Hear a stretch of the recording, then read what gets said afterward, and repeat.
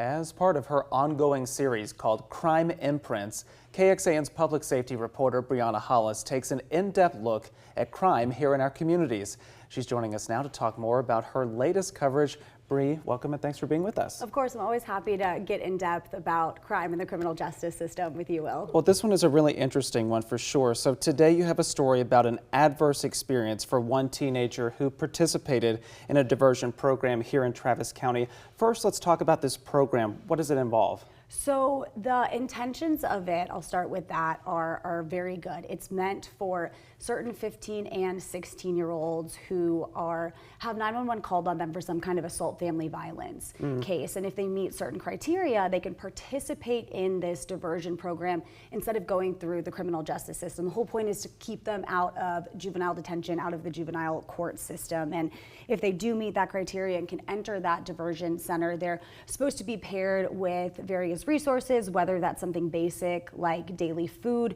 or something a little more intense like mental health resources. Okay, so this might sound familiar to people out there if they've kept up with our coverage very closely, because you were first reported on this back in October of last year. Why revisit it now? So when I did first do that, I worked very closely with the district attorney's office, and I was trying to interview one of the participants, but of course this is pretty sensitive, so I wasn't able to do that. But the district attorney's office did give me a letter from the aunt of one of the participants that kind of highlighted one of the teens' cases as a success story.